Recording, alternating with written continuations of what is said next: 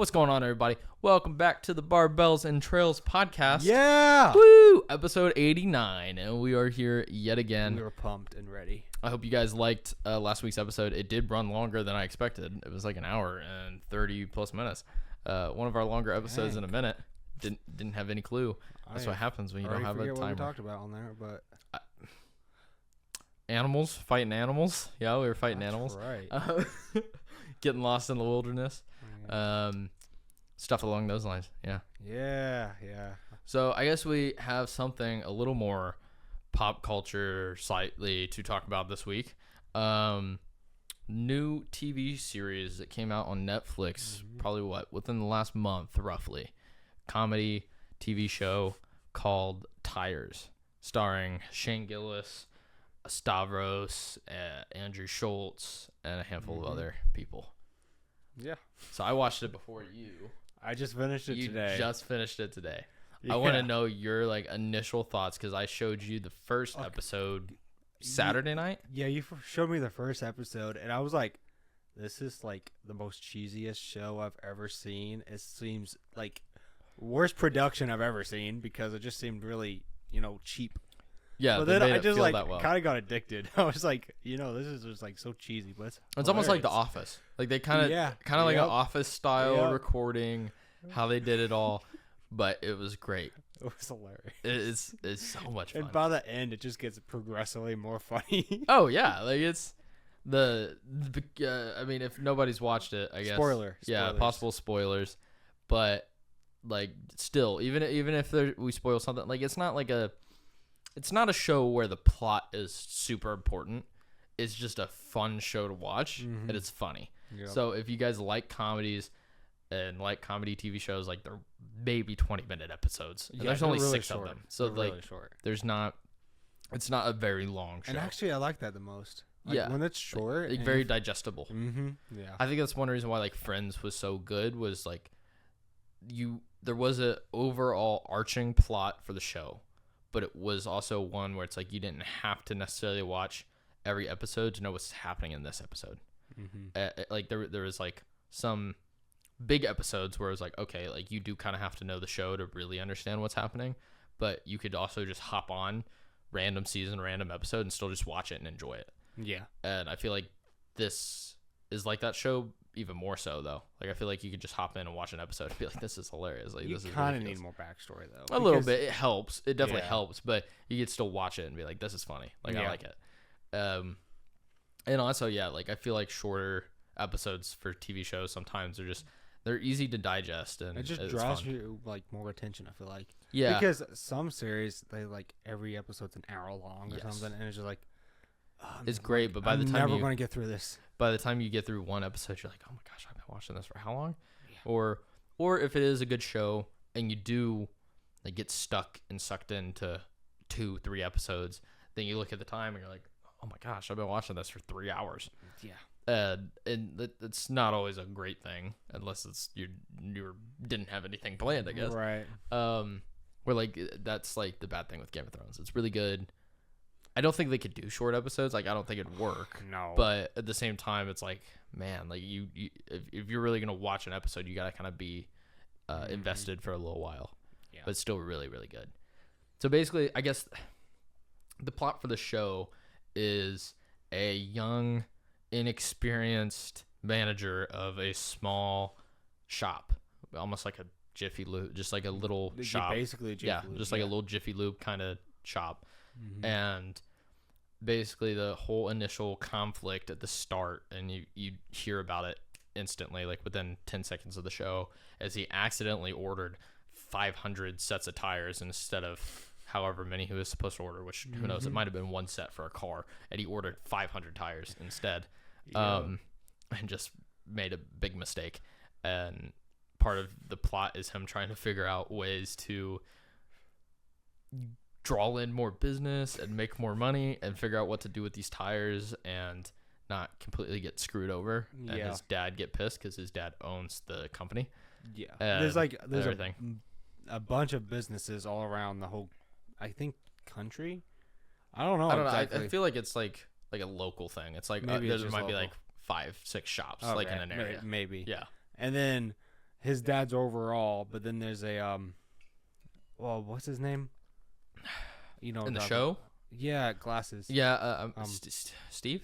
No. Is it Steve? I don't think it's Steve. That's not. What's Steve. his name? Oh, I'm blanking on his name in the show, Me but too. I thought it started with a J. oh, I don't know. Jeff. I don't think it started with. It definitely wasn't Jeff. But Stavros is the comedian. Mm-hmm. And he's like the district manager almost, or whatever you want to consider him.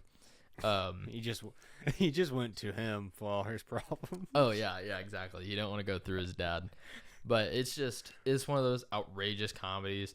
It's, if you know Shane Gillis and his comedy and his personality, he practically plays himself, just dialed to a 15. Yeah. True. Is basically the easiest way to describe it. Like, just making like sly comments, taking things out of context that wasn't trying to be said, but he just changes the tune and makes it that way and stuff like that. It actually works kind of well because I think this is partially his show. I think he helped produce it. Okay. Because like he's done skit comedy before. Mm-hmm. Like him and a friend do a thing called Gillian Keeves, and it's like sketch shows. So it's sort of like SNL skits, but they did it on YouTube, and it'd just be like a 5-minute little episode of whatever. And there's one where he like plays almost like a weird version of I almost said Bobby Flay. It's not Bobby Flay. What is his name? The big white hair, the chef, and he does like dine drives, and what is that show? He's done like so many different cooking shows. Oh my gosh, what is his name? Like big in the 2000s. I mean, he's still around, but like, oh my gosh. If you saw a picture of him, you'd know exactly who I'm talking about. Okay. But like typically wears like almost like big button down shirts and it has like flames on it and like those. And wait, what is it? Oh my gosh. I feel so stupid right now because I can't think of his name. I don't know actually. But he's done one like. I mean, I was about to say Gordon Ramsay. No, but like, no, I was like, there's no way you can get his an name. American guy. Like, yeah. But like he's done stuff like where it was like a cameo of him doing that. He done one where it was an OnlyFans dad trying to make money for his family. A guy that like sleepwalks and pulls a gun on people. Like he's just done ridiculous skits. One was he played Trump, and Trump went speed dating because he does a Trump impression pretty well. Oh. And so in the skit, he's Trump going to like a speed dating thing night and chatting up women and stuff, and just like ridiculous things. So it makes sense for the type of things that he does on the side and everything when it comes to comedy. Because like he was on SNL, he got kicked off, basically because they thought one of his jokes was too much, and now he's bigger than he ever has been. Okay. And they invited him back. I think now is 2 months ago to host.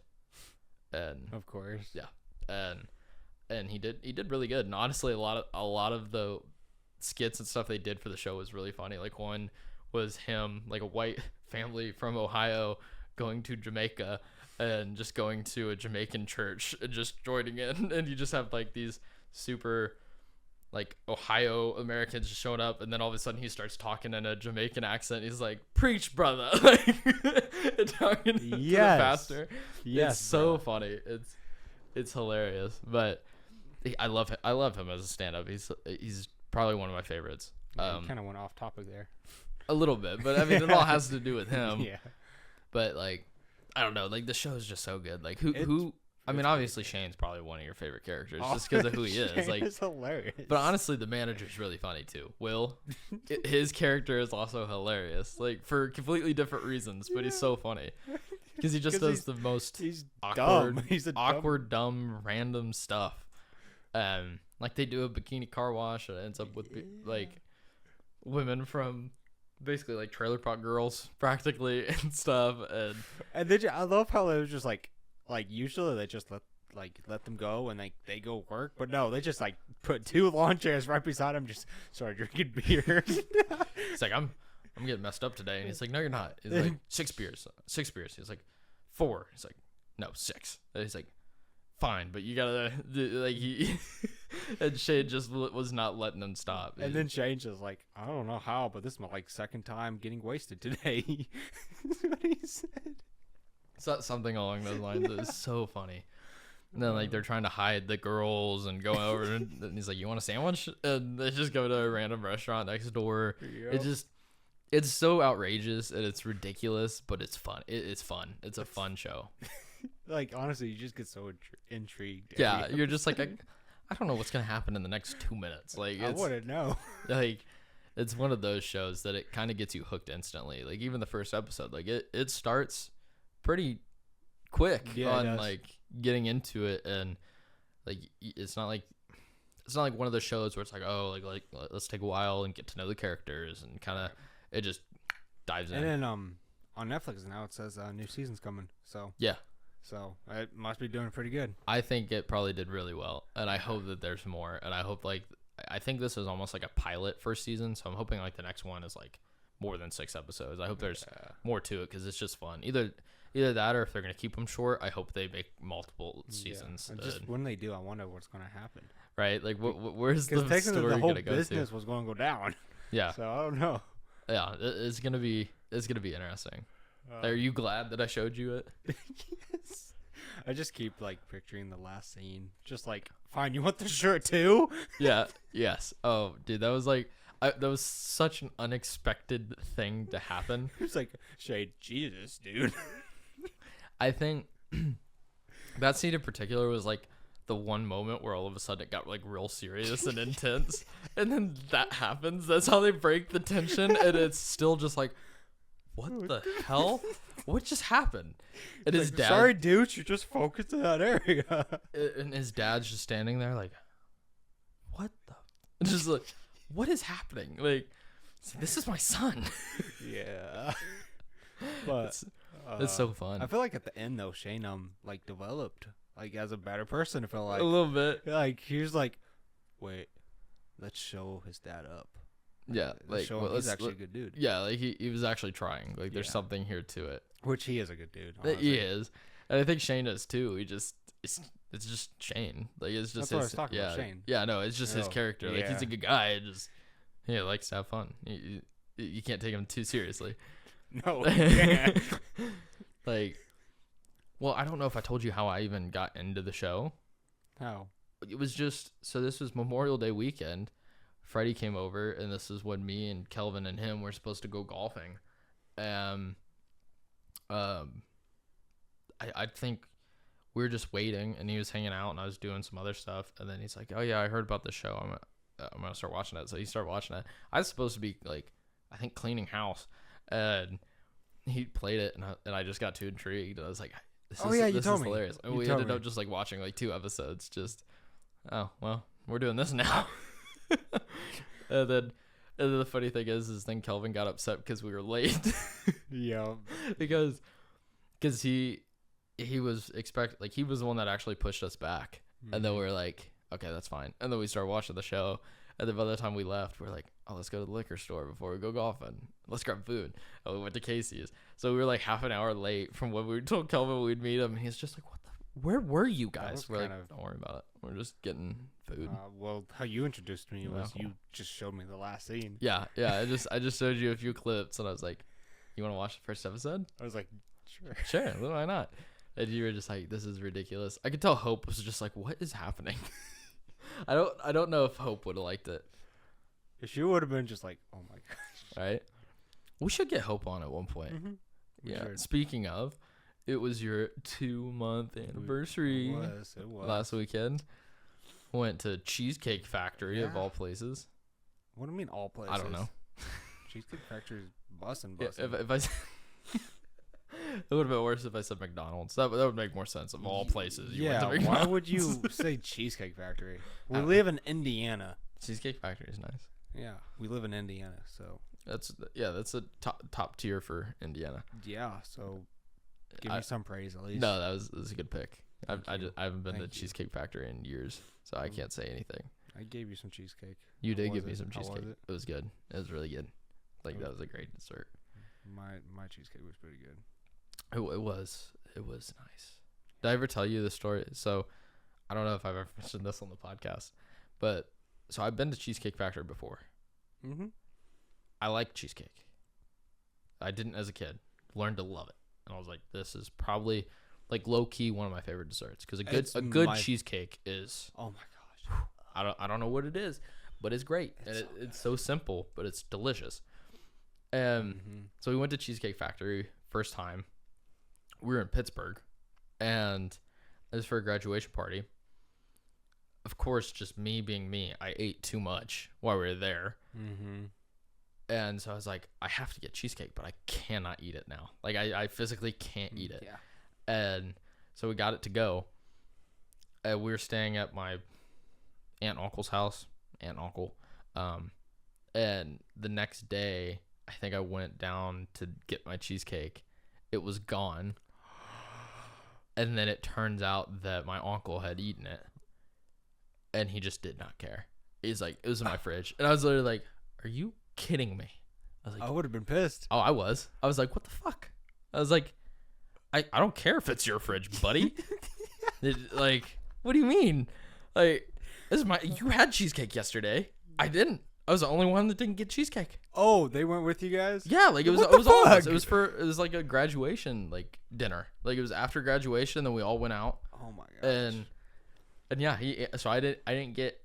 I think I had a bite of Bailey's. I think that was all I had while I was there. But like I didn't even get my own cheesecake. I was like, what the? I was like, that is. I don't care if it's your house, but that was terrible. Like guest etiquette. Like that was the worst thing. And the funny thing is it kind of was like an on-running joke for years. And even Bailey was like, years later, she's like, "You're still pissed about it." I was like, a little bit, just a I tad. would be pissed. That was great. I wanted that cheesecake. And I was like, I don't know. One of these days, 15. Is he still alive? Yeah. Okay. I don't know how old he was. Sorry. I was like, imagine just like one of these days, he's just gonna bring you some cheesecake. How would you feel? But do you think I just need to go in his fridge one day? Like if I ever go see him again and just eat his shit. Like In front Okay. of him too. yeah. Or say I got something for him, put it in his fridge, and then just eat it right in front of him. Like, sorry, I was hungry. Yeah. I don't care. It's your fridge. I paid for it. I mean, I don't care that's in your fridge. you didn't eat it, so I did. Yeah. Sit down. So did you guys have a romantic Yeah, it was fun. anniversary? We we kind of told you, but we went Mm-hmm. shopping and then went to the square. Just walked around. Yeah, made a bracelet. We did make bracelets. Yeah. Went thrift shopping. Mm-hmm. Very white girl of you. Just a Hey. bit. But Hey, we got Starbucks on top of that too. So. just adding to it. Oh yeah, dude. Hey, but you guys had a good time. I could tell you did. I mean, we didn't listen to Taylor Swift, so Yeah. at least we'll put that to the side. Yeah. Does Even she though- just hope even like Taylor Swift? I have no idea. Some of her songs are slapping though. Honestly, the new stuff I don't really listen to. No, I mean Old like bangers. her- I'm like, oh yeah. Oh, yeah. Old Swifty bangers. Oh yeah. yeah. You can't You you can't deny it. boys trip and everything. You have to. You have to play Taylor. You got to play a little bit of Swifty. Yep. Why not? Right? Get the mood right. Get the mood right. Yeah. Well, you're going clubbing. You better be listening to T Swift on the way. It's the only way to get you in the mood. Yep. Exactly. There's something about old Swifty songs. I don't Just know. old songs from that era, honestly. Yeah. But anybody can say that. 2000 to 2010. Yeah. Like 2000's great. 2010s honestly had some really, really, really good songs. Mm-hmm. But I mean, so did the 80s, so did the 90s. Like, there's always good music. There really is. Yeah. Some people just get too caught up in one, like, Era. That's one why I like category. kind of everything. Mhm. So It's nice to bounce around. yeah.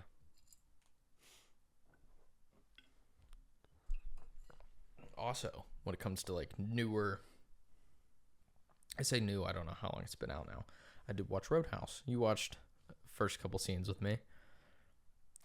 Oh yeah. Yeah, that was cool. I was expecting Post Malone to be in the first, like, 3 minutes of the movie. I was like, yeah. Oh really? ooh. Yeah. I just was that the That was, like, right at the start. boxing. Yeah. I just loved how he just backed away. He's like, nah, fuck that. Fuck that. So, I mean, this might be a little bit of a spoiler, like, if you want to watch it. I mean, it's not... I mean, it's kind of important to the plot, but, like, so they don't really explain who he is, but people know who the main guy is. And obviously, he's a hell of a fighter. And basically, he was a UFC champion. And in his Okay. last fight, they don't say it outright. He killed his opponent on accident in the ring. On accident? Or I mean, on accident. I think part of it was he was just you know, like when you see those fights and somebody's just in the heat of battle almost, and they can't shut it off. It's kind of like one of those situations. Like, it's very apparent that the guy was done, but he kept swinging. He just was letting off steam at that point. Yeah, and it was like afterwards I don't think he totally realized what he had done, and then it was like, oh shit, like, and because like they don't mention it, and he has some like flashbacks and stuff, and then eventually like one of the antagonists is like, oh yeah, I keep trying to find this video, but they keep removing it from YouTube. But you know, the internet, it's always here. And he's like, you can see here, like, he was done early, but you just kept swinging. You just kept punching and punching. You just won't stop. And because he was trying to, it's like one of those movies. Because I'll be honest, I don't know the full plot of the original Roadhouse. I know my dad loved it. But basically part of the plot is like this rich kid in Florida Keys. It's like one of those like old families that has money, corruption kind of thing. Dad went to prison, billionaire, did a lot of good stuff, but also was smuggling drugs on the side kind of thing. And his son basically inherited everything, good and bad, money and debt. And he's trying to basically buy up that bar, because then he'll own that whole coastline. And he wanted to build like a big resort and stuff. Basically, one, to make a shit ton of money, but two, to be able to smuggle drugs again more easily. And so that's basically like why there's stuff going down at the bar, and why they're like people causing issues is because they're trying to run her out, the owner. And that's why she was trying to find somebody as basically a bouncer to help deal with the situation. And the first scene of him getting into like a fight is so good because you don't see him initially. Like, the funny thing is you missed it, but right after that first scene, and Post Malone walks out because he's like, I ain't fighting this guy. Are you kidding me? Like, no. Because he knows like who he is. He's like, no way. And basically dude comes out getting pissed and was like, did you just lost me $1,000, whatever, and just stabs him. Like, literally stabs him like right in the abdomen. Posty? No, it's some other dude. And he just stabbed Jake Gyllenhaal's character right in the ab. And he just didn't say anything. He didn't even hit him. And he just looked down at him like, really? And the dude just like, what the fuck? Like, because there's no reaction, he just like ran off. And he's like, what, you don't want your knife? And he literally walks back to his car with a knife stick in him, and like basically does almost like battle wound just doctoring of like duct tape and other shit, and just fixing it up. Dang. And stuff. And that's when like the girl that's trying to hire him comes out and is talking to him, and she's like, you've been stabbed? And he's like, yeah. like he's just so nonchalant. But like McGregor's character, interesting. Like me and Noah kind of talked about it last night a little bit. Is like, his character's interesting. I was like, honestly, I feel like that's how he kind of would be if he wasn't a billionaire and everything, because he is obviously very egotistical. He can be very violent, and he's one of the world's best fighters. Yeah. And basically in the show or in the movie, that's kind of how he is, where it's like he doesn't give a fuck. He doesn't care for people. He'll just fucking beat the shit out of you. He's reckless, like whatever. And like some of the fight scenes in the show is just, it was insane. You're just like, what the fuck? Like, people getting the shit beat out of him. And the funny thing is, like, the first time you see him fight, it was like with the first group of guys, and like at first he doesn't do anything. He's just sitting them, and they're like, they come into the bar and smash a few things and snap a cue stick, and he's like, hey, can we talk about this outside? And they're like, no. He's like, is that your bikes out there? And one guy's like, yeah. And he just walks out, and then all of them look at one another like, oh shit. And they chase him out. He's like, I just was trying to get you outside the bar so we can handle this. And oh dang. And then at first they were like, you think this is fair? It's 5-on-1. He's like, what the hell's that about? Just not you and me? And then the way he starts it is he's asking one of the guys, he's like, is there a hospital nearby? And the one guy, kind of like the dumb guy in the group, but also like really nice, like shouldn't be with these guys. He's like, oh yeah, I think it's about 25 minutes away. Like, yeah, I think I've seen this scene before. And he just smacks them, just like, and I don't even think he punches any of them. He just smacks the crap out of all of them, and then like breaks one guy's arm and like does whatever, and they're just all laying on the ground, and everybody's just watching it and was like, what the, like, I don't even think he really got hit. Wow. then at one point he asks the owner, he's like, hey, can I borrow your car? He's like, not for these people. And then they're all beat up, concussed, one guy with a broken arm, and he's just sitting in a minivan driving him to the hospital, like dropping him off. And he's like, that guy has a minor concussion. I'm pretty sure that guy's arm's broke. This is whatever. Possible internal bleeding, broken rib. And they're just like, and the one guy's like, bye. He's like, and the lady at the front desk is like, is that a friend of yours? It's like, no, I just broke his arm. And he just walks out. Like, it was just, like, it was kind of cheesy, which the original was, but it was also just, like, fun. It was just kind of a fun movie. Like, the plot, I feel like could have been a little better. Like, the ending was like, it was okay. Like, the final fight scene was pretty good between him and McGregor, because it, like, you know, like, they had to build it up a lot and then finally, like, really go at it. But it's like, these guys in this context are probably both, like, ridiculous fighters, definitely not fully right in the head, so they just don't deal with pain the same way as other people. But at the same time, you're like, I don't know if these guys would be getting up from some of these situations. Like, you know, like, you're just like, holy crap, like, damn, like, body slammed, like, punched in the throat. Like, one guy, when he finally, like, snaps and is having enough of everything going on, he's like, I'm taking care of all this shit. I don't care. He basically kills a guy with one punch. He punches him right in the esophagus. And, like, he literally tells him, he's like, I just broke this bone. You can't breathe right now. Have fun. And basically the guy just dies. And it was because he had burned down one of his friends and attacked, like, a friend that he met there and a little girl. And he's like, yep, nope. He's like, I know what you did. And he just walks up and just, boom, right here. And just, like, breaks part of that bone and blows his esophagus out. And it's just like, oh, shit. You're like, damn. And it just kind of shows because, like, obviously it's very theatrical and kind of movied up, but at the same time it's like those fighters in real life, like, that kind of it's very possible. Like, those guys you don't want to mess with. Like, you really don't. Like, John Jones and some of those dudes, it's like some of them are literally some of the baddest people on this planet. And I can't remember who it was, but Dana White was talking about him. I'm blanking on his name because I just listened to a podcast with him. And he's like, it was on Andrew Schultz's podcast, and Andrew Schultz was talking, and he's like, what does that do for a guy to literally know that he's probably one of the best, if not the best, hand-to-hand fighter in the world?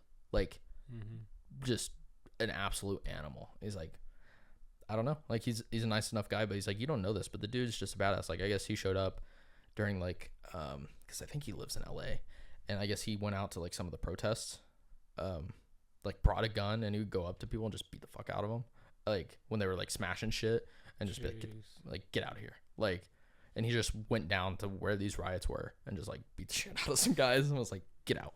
It was like, damn. Like, that's a real dude. That, like, as a UFC fighter, that's one of the champions of the world when it comes to that stuff. And honestly, between that movie and then, like, listening to Dana, I was like, I really kind of want to watch UFC. Like, it is fun. It is fun. I've seen a few fights, and it is fun. Yeah, it is. Watch. I am curious. I do kind of want to watch McGregor's fight when he comes back.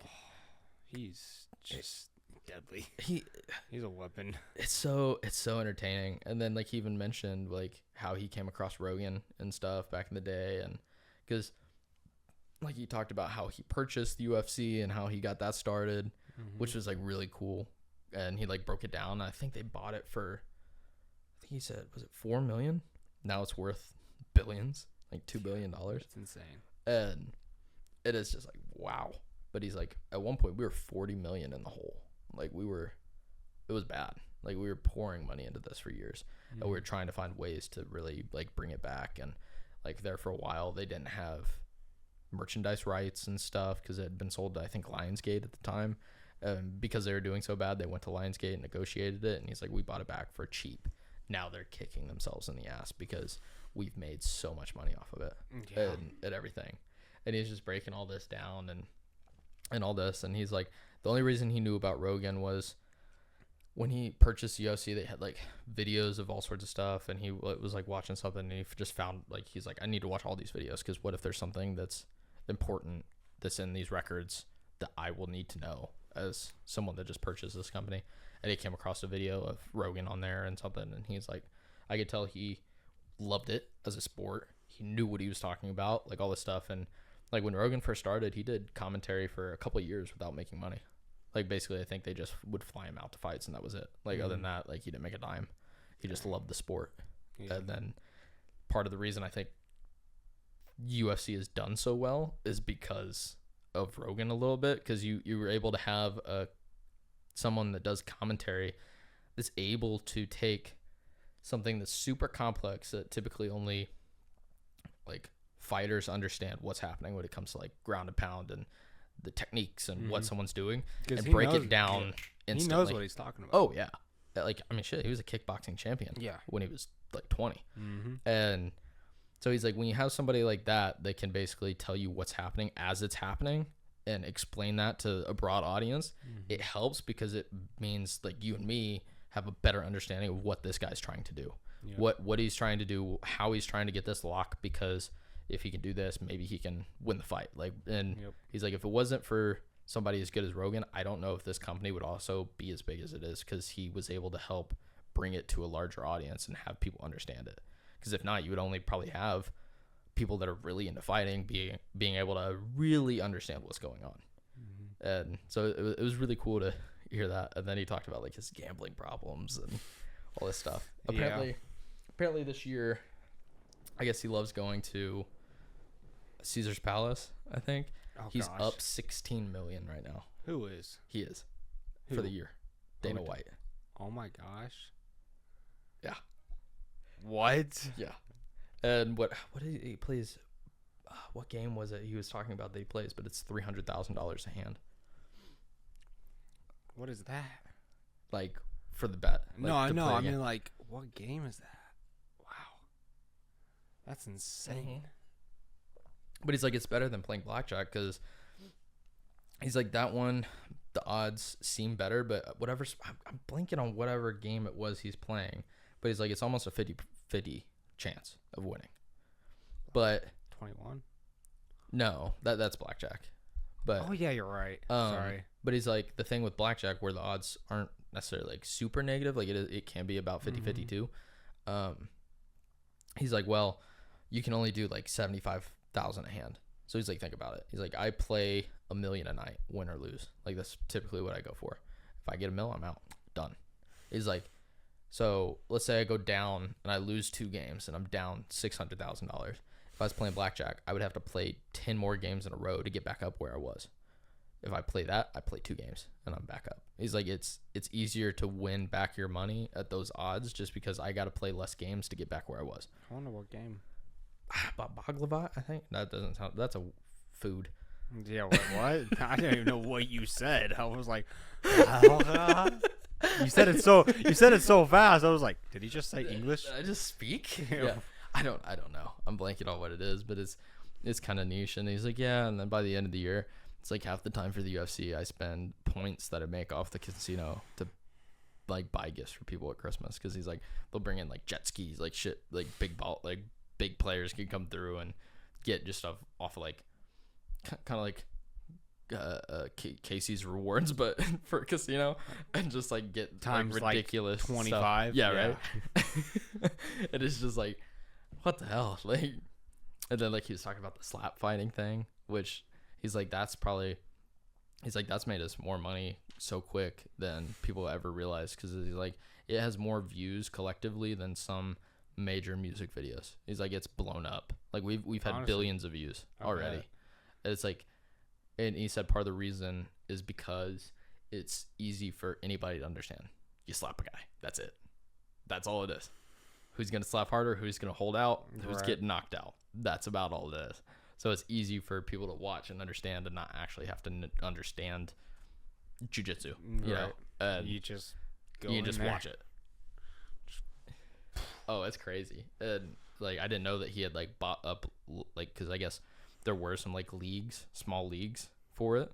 Oh, really? Throughout the U.S., and he kind of like bought all of them up so he could get some of the people that's already doing it, but then bring them to a big stage and be like, all right, you're with us now. Have you seen that guy? He honestly doesn't look like too jacked. Dark hair, glasses. Yes. But he's like one of the best. Like, yeah. What is his name? I don't know. He's so good. You know he trains for 12 hours a day. Are you serious? Yeah. I mean, he is jacked, but he fasts, and then he'll eat like literally 6,000 calories worth of carbs. Like he loves Italian food. He's like, I'd probably eat a pound of pasta a day. I don't think, is he from the U.S. though? I think so. Yeah. I thought his name was something weird. If it's the kid I'm thinking of, like he's not super old either. Yeah, he's not like, very big. Like, maybe mid-20s, mid-30s. Yeah. I know who you're talking about. Yeah. I've heard him talk before, and he's like, yeah, I train like all the time, and he's good. And then he's like, I won't eat anything, and then at the end of the day, I'll eat like 2 pounds of pasta. And it's like, what the hell? It's like, I love Italian food. He's like, I've been kicked out of restaurants that have like all you could eat like pasta because you eat so much. Wow. Yeah. And Rogan's just like, what? We should get him on the podcast. Right? Just eat a bunch of pasta. Pasta podcast review. That'd be ridiculous. But no, that guy's awesome. Honestly, I kind of want to watch some UFC now, just because it's fun. It's fun to watch. I kind of want to watch slap fighting now. That's true too. Just it's fun. People slap the shit out of each other. Right? Wow. It's crazy how much that has blown up though. Like over the last 5 years. Yeah, I mean, well, so he was talking about it. He's like, I heard about it in like 2017 in Russia. Like that's where like it kind of originated. I mean, it makes sense, yeah. And then he's like, that would be awesome. Like he's like, let's do it.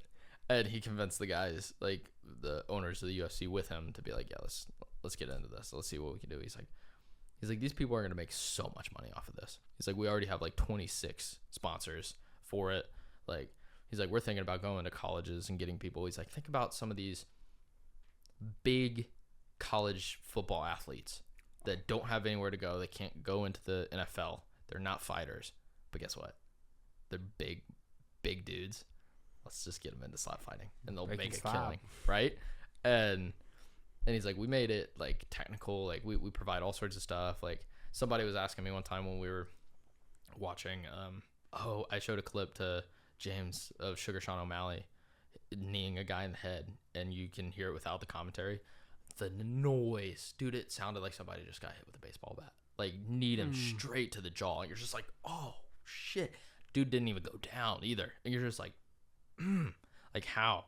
And he's like, and he's sitting there, he's like, you can't tell me that these guys don't go to the hospital every time. Like by the time they're done with the fight. Definitely do. I was like, the UFC, they have to. Like, there's no way they don't get checked up every time. Because or like, just like they have a doctor or a nurse right there, right next to it. Yeah, 100%. And they got it. They have to get looked at no matter what. Because it's like, but also it's like those people are so used to taking a beating, and they condition themselves for that also they can probably take 10 times more than just any Joe Blow. That's easily. Crazy. It's like one of those hits would knock out a normal guy. But these guys are just so trained. Just imagine how many concussions they've had. Oh my gosh, dude, it's ridiculous. Like it's unhealthy. Dude, yeah. It's very. I mean, that's why Rogan got out of fighting. No. Yeah. And it's wild. It's fun to watch though. It really is. You're like, damn. Like, good for you. I ain't doing that. No, but it's entertaining. Yeah. They definitely found something. That's for sure. Oh yeah. But so speaking of just like YouTube and things happening, Sidemen. Yeah. What's been going on? Fill them in. The reality show that they made called Inside. Yeah. It's 10 people competing for $1 million, and they're in this house all together, and they have items to buy and challenges and stuff, but the money goes down with everything they do. And so by the end of the day, they can see how much they've spent or how much money they've lost, I guess is a better way to put it. And it just gets very heated very fast. Mm-hmm. And I'm on episode 3. Yeah. So I can't say too much. Yeah. So I mean, some people have definitely already finished it. I've finished it.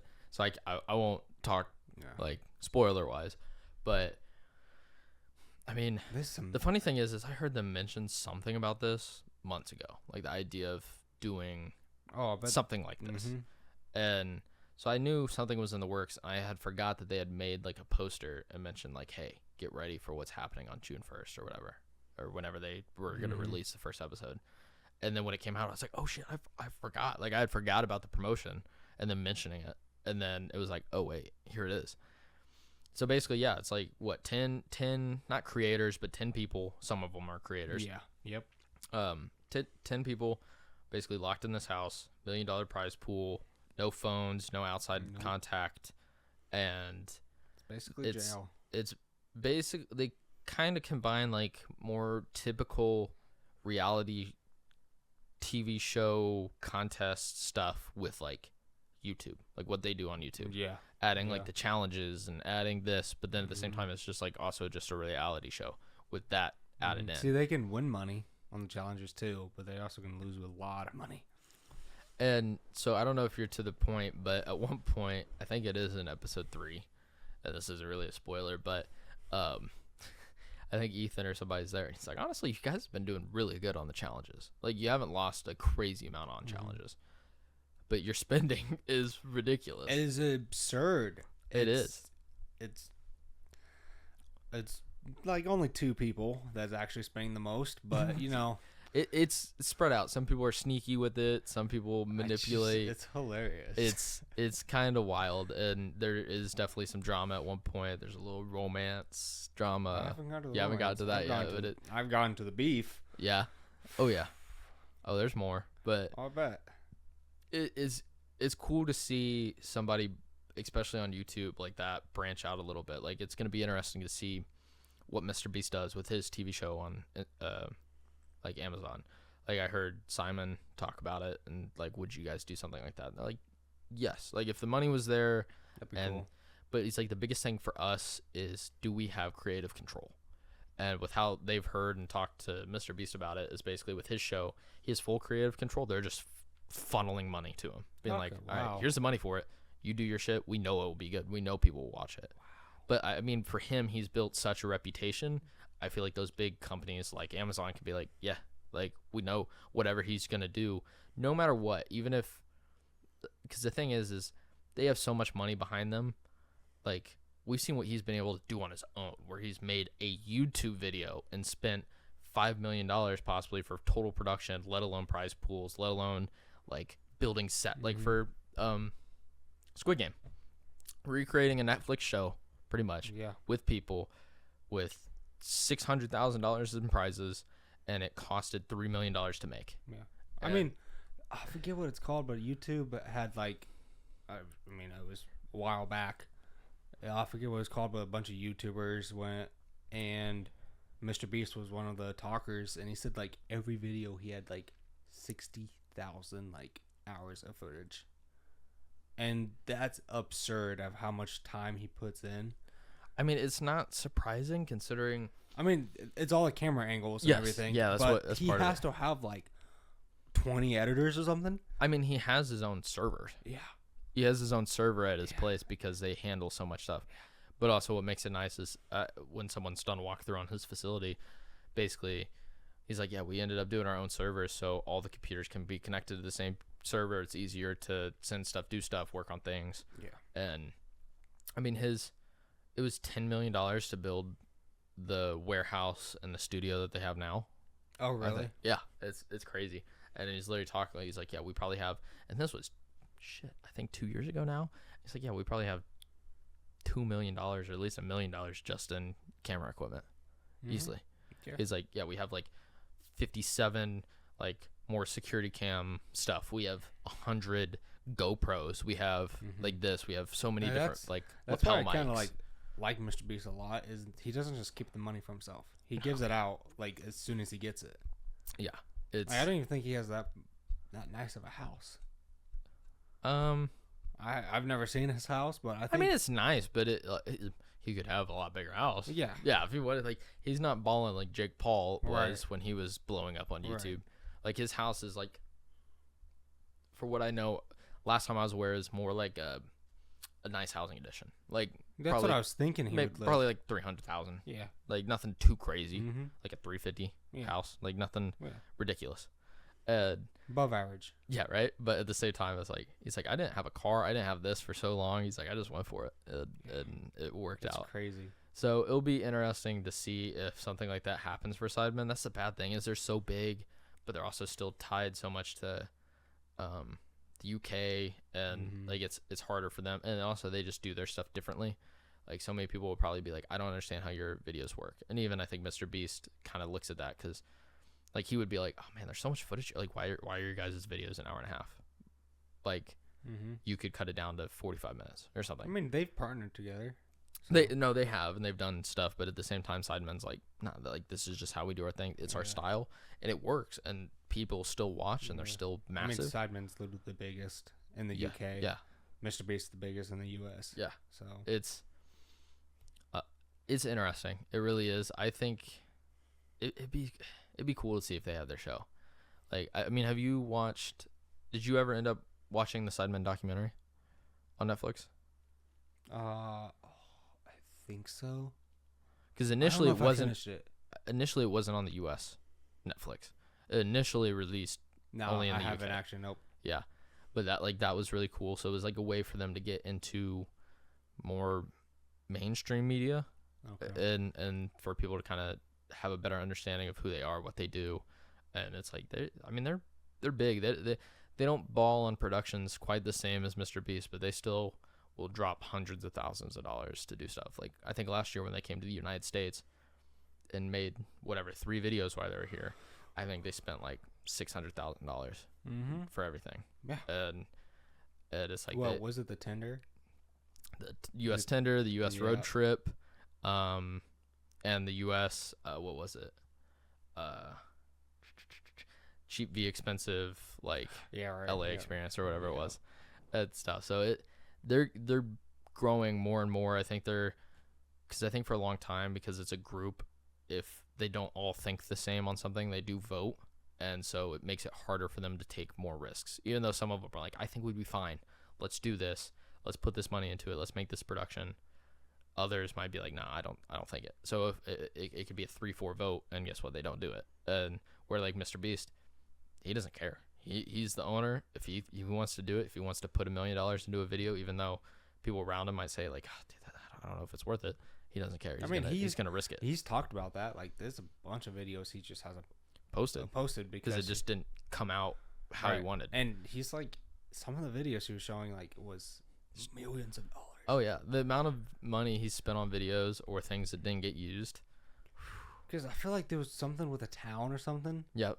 Well, I forget exactly what it was. Maybe it was hide and seek or something. He built I think there was one video, because he did at one point post a video where it was like all his videos that he did post. Yeah. It was just, I don't think it was like the whole thing, but it was like big chunks of those videos. Yeah. And one I think was like he built a bouncy castle town. It was. Or something. Yeah, it was something weird. Yeah. But definitely very Mr. Beast-esque. And then he didn't post it. Yeah, right? So honestly, the show's cool. I really hope that they end up doing like a second season. I think they're going to. I think they will. I think they. I mean, they were skeptical at the start of I haven't like finished it, so I'm just going to see how it ends. But yeah, right now, I think they will. I think it's going to end pretty well. I understand why they weren't sure how well it would do, because like they're not super involved in it, and they're kind of like the main people. But I mean, when you think about it, Mr. Beast isn't always super involved in his videos. Not saying as somebody that's been a fan of them for years that it's not like, I do like the videos with you guys. Like it's fun. Like they're good. Mm-hmm. But I feel like eventually, like maybe if they don't do it on that channel or make it where it's Sidemen Sundays, unless, I guess the good thing is when they do something like this, okay, it gives them more time to maybe work on other videos. So maybe they're able to do other things that sometimes they can't when they're trying to post once a week. Where it's like this, it was a week thing. It was a lot of work, but at the same time, it give them 2 weeks of like not having to work on one video. That's true. So that's true. It'll be interesting to see like where they take it, what they end up doing with it. Like there's a lot. It'll be really cool to see. A lot to do. Oh yeah, like it's crazy. I mean, media is changing so much. Like it wouldn't surprise me if here in a couple years, and I mean, I'm pretty sure it's already happened with a few people, but we have some YouTube creators or videographers from YouTube that end up directing or filming a movie. Yeah. Like it's around the corner. It's gonna happen. It's crazy. It's gonna be good. Like even movies that end up being made on YouTube, like it's gonna, like, that's eventuality. Like someone's gonna do it, and it's gonna be great, and it's gonna make mainstream be like, oh shit, like they're already probably thinking that. And I mean even like the Tom Brady roast and them doing that like live and stuff, like they're realizing like, okay, there's things out here that's probably they didn't realize that there was still maybe a want for it or a need, but people love it. They like it.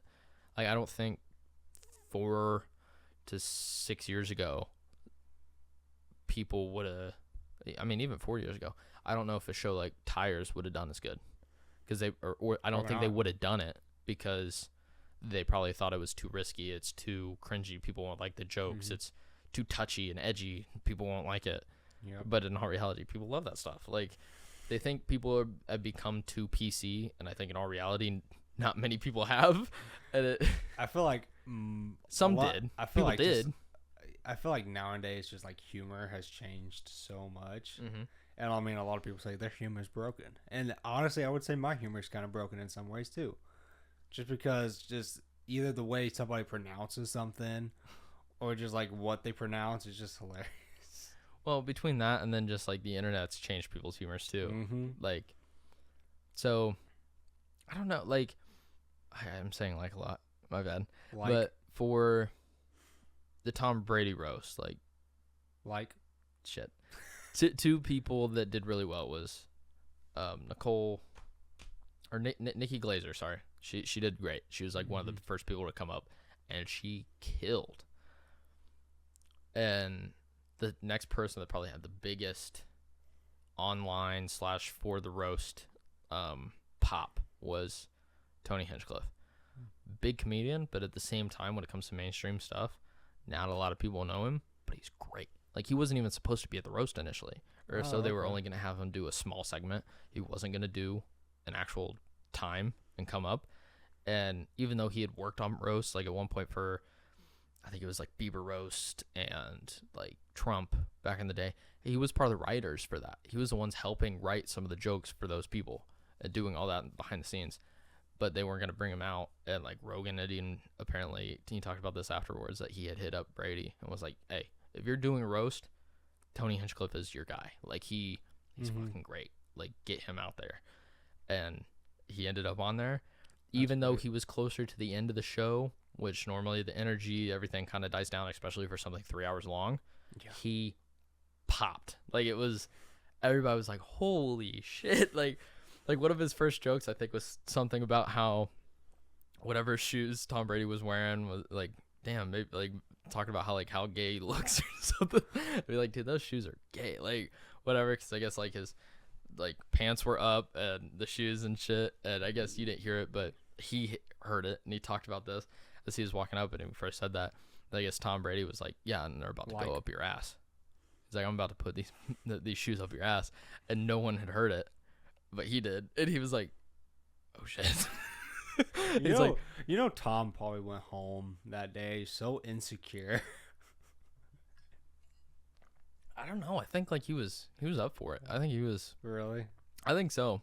But at the same time, when like that happened to Tony, is like, there's two things I was worried about because of his live event. He's like, these damn stairs, I don't want to fall walking up the stage. It's like, that was one thing that I had to keep in mind. He's like, yeah, I'm trying to say jokes and stuff, but he's like, I did not want to do that because this is all live and it will be in.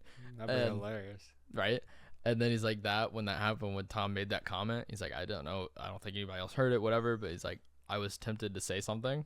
He's like, should I mention what just happened or do I just keep rolling? And he just kept going. And like, I don't think he was supposed to end up staying on the stage, but he ended up just sitting with Tom and Bert for a while. Tom Segura and them. It just like sat down with them.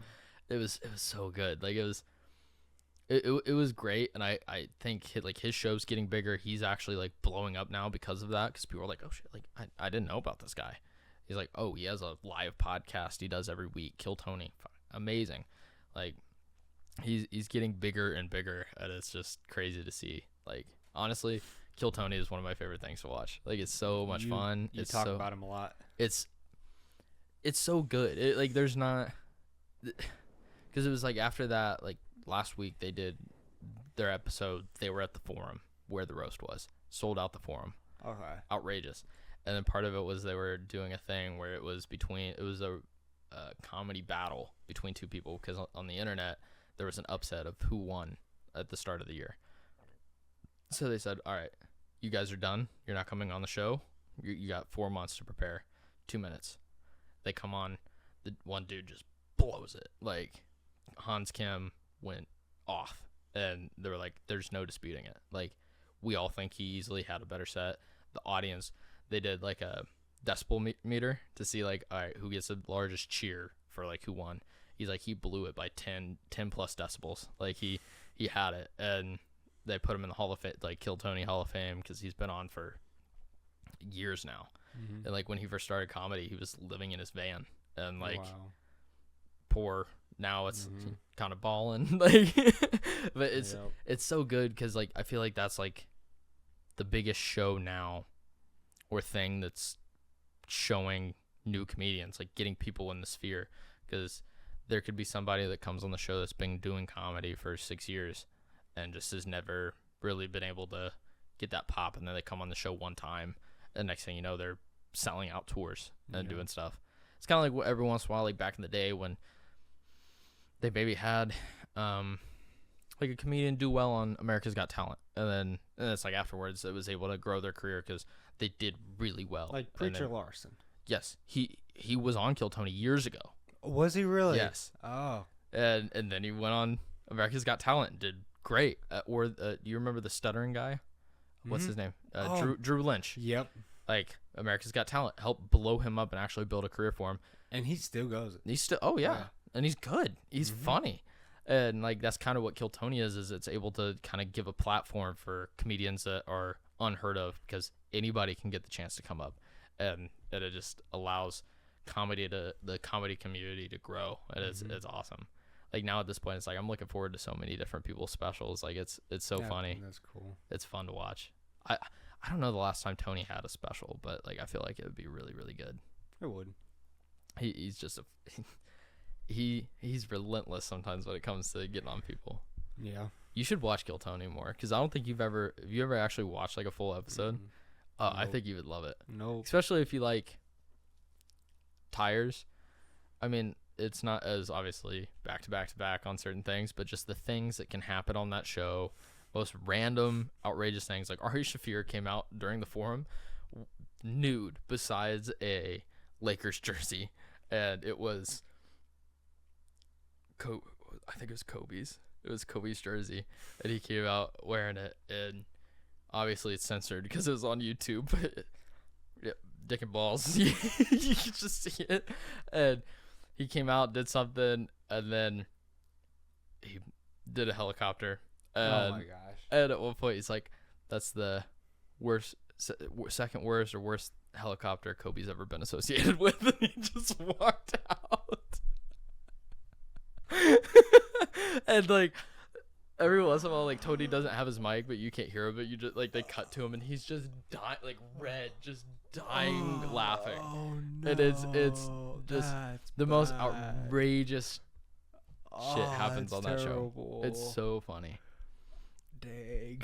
So if you guys don't know, but you're a fan of comedy, just get into it. Watch one episode. Like after you get into it for a while, you'll become a fan and you'll understand like some of the inside jokes and who some people are and stuff like that. But like it's just a good show. Like it really is, and you never know what's gonna happen, and it's always entertaining. Like Jelly Roll showed up on it. Post Malone was one of the guests for the Forum. It was cool. Post Malone and Tim Dillon, and then at one point Adam Ray, who cosplays I guess, or does a bit of being Dr. Phil, came out and he was on the show. And it's just outrageous, it's random, it's funny, but it's great. Like I don't know, I'm just a big comedy fan. Like if there's like 3 things I really like, it's like podcasting, music, comedy. Like those are like some of the big 3 for me. Like what's some of your favorite things, if you could just list like 3 things that you're really into? Okay.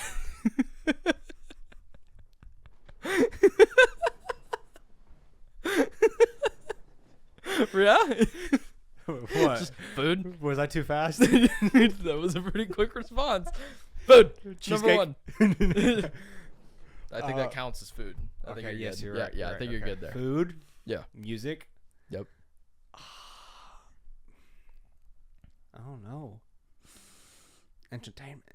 Entertainment. That's so broad. That's very broad. Yeah, I know. I would just say just movies, I guess. Okay. Movies. Yeah. That's the thing is back in the day that probably would have been similar enough for me. It's like movies were like the main thing I was into. And then it became YouTube. And then because of YouTube I came across podcasting. Movies / TV shows. Yeah. Because it's kind of the same thing. Yeah.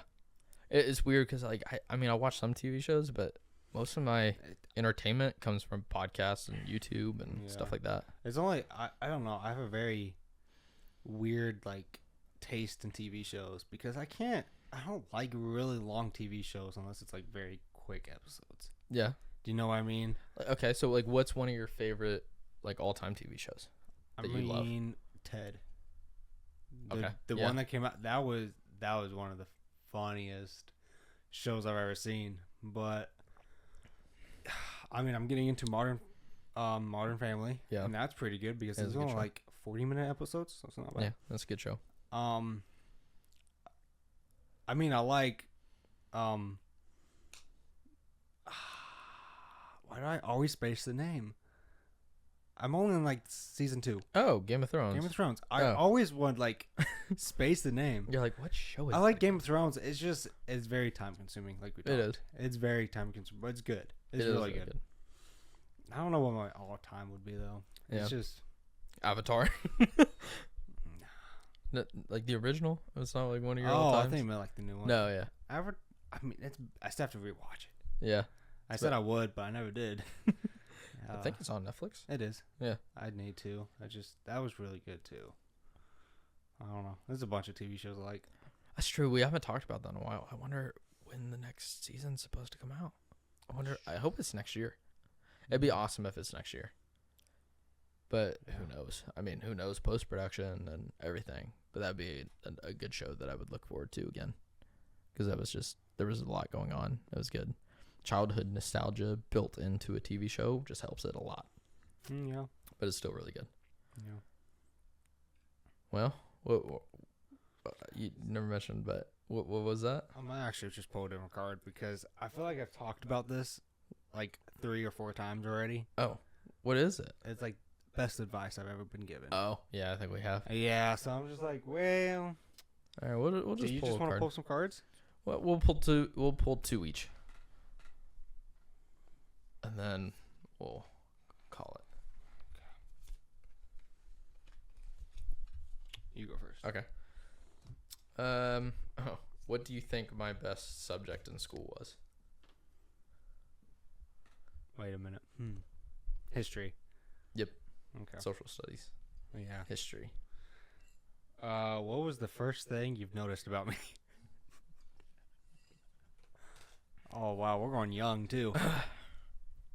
Freshman. I was a freshman. Like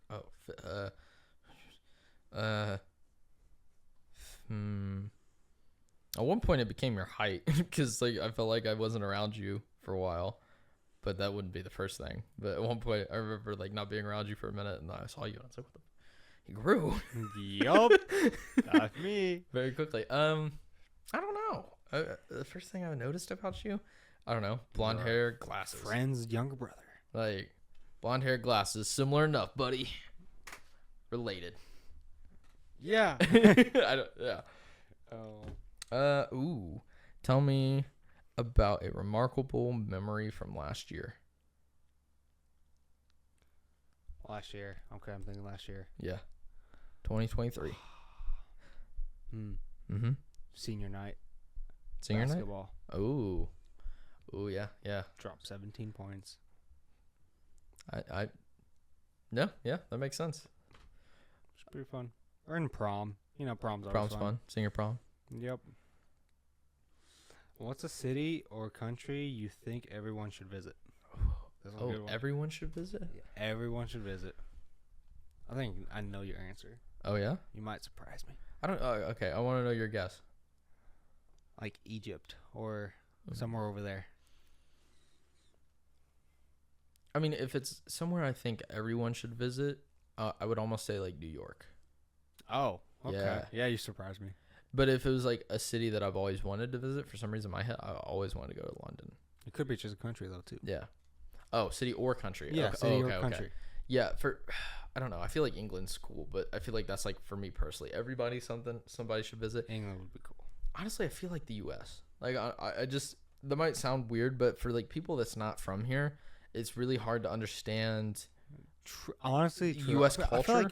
I feel like we get stereotyped. We do, and every country does. Yeah. But I feel like the U.S. does get like some negative stereotypes at one point, and it's only because you do see snippets from our politics or dumb shit of like like street talk with people, or just like random stuff you see on YouTube or stuff like that, where it's like it kind of paints the U.S. in a dumb negative picture all the time. But then you actually come here, and maybe not the East Coast because it's definitely not the kindest place, but at the same time, like you come to the U.S., I think some people are happily surprised like how generous and kind Americans can be and are.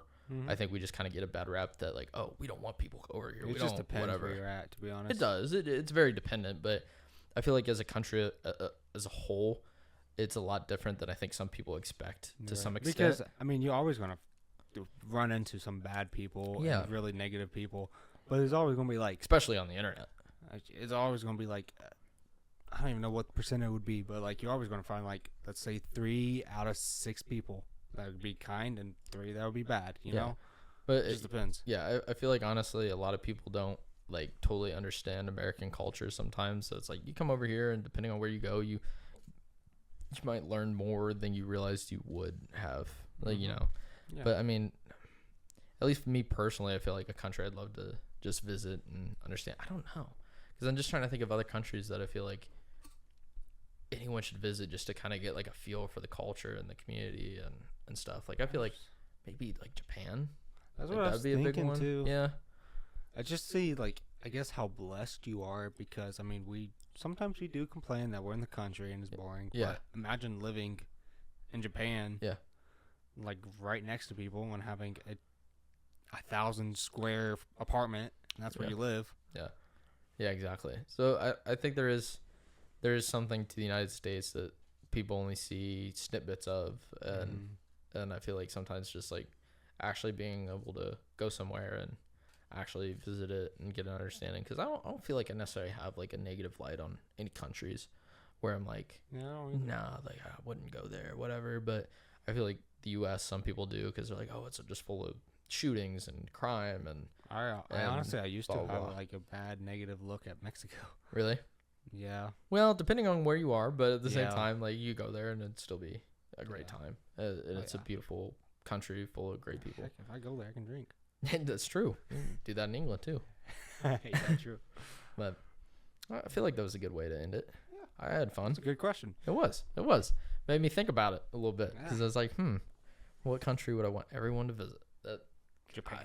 Because I feel like the United States it also has a lot. Like it really does. Like it's so big. I think sometimes it's hard for people outside the U.S. to really wrap their heads around it. And it's like there's a reason why there's such a divide, is because like people have such different cultural bring-ups even in our country, because we might live, depending on where you are, if you go from one corner of the country to the other, you could be 3,000 miles away from the other border and never know that place, culture, people, even though we're all Americans. And it's like, I mean, you could get that with other countries, but like you look at England and even like France or something, like it's like compared to us, it's nothing. And so there might still be division, but it might be between like little towns, and it's like, oh, they're a little different than us, or they have a little different accent. But it's like the U.S. has so much because it's so large, and then let alone our geological beauty and the mountains, the deserts. Just there's so many, like every climate you can basically think of. Yeah, it's like there's just so much to see, do, and different types of people to interact with. Yeah, I feel like that was a pretty good answer.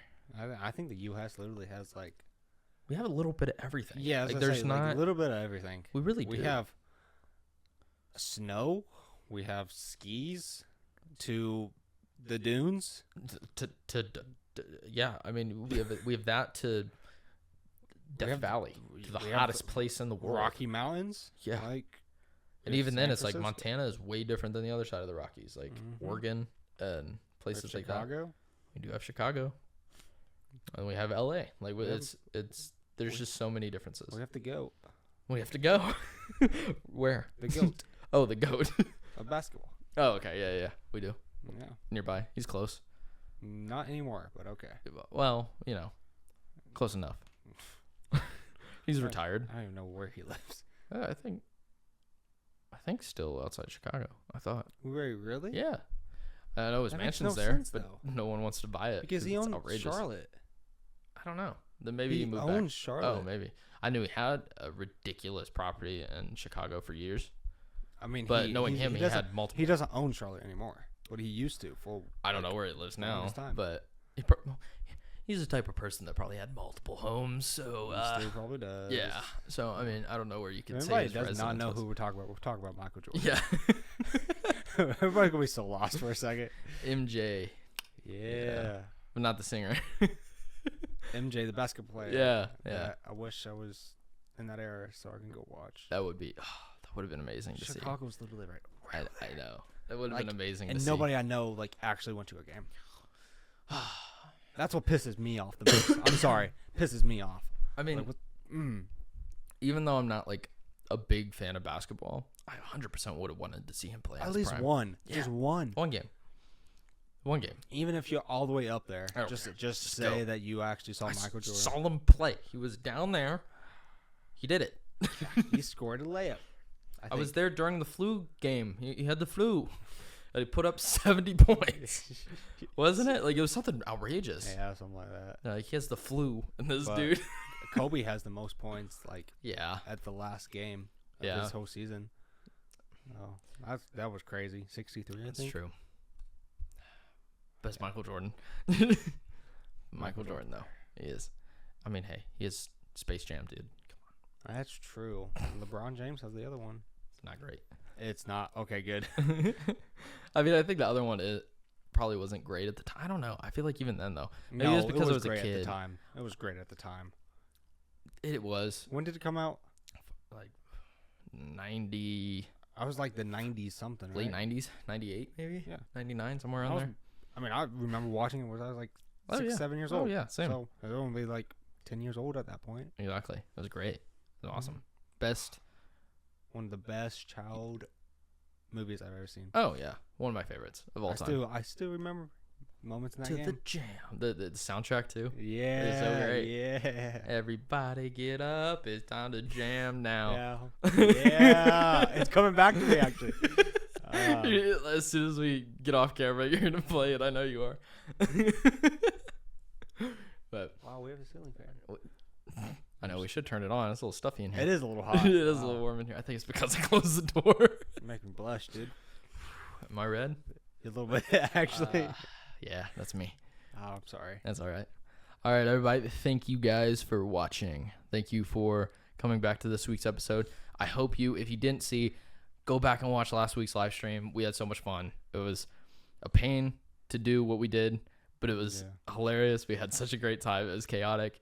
And honestly, it kind of, I think, reamped both of us to want to stream the games more. It was fun. So it was fun.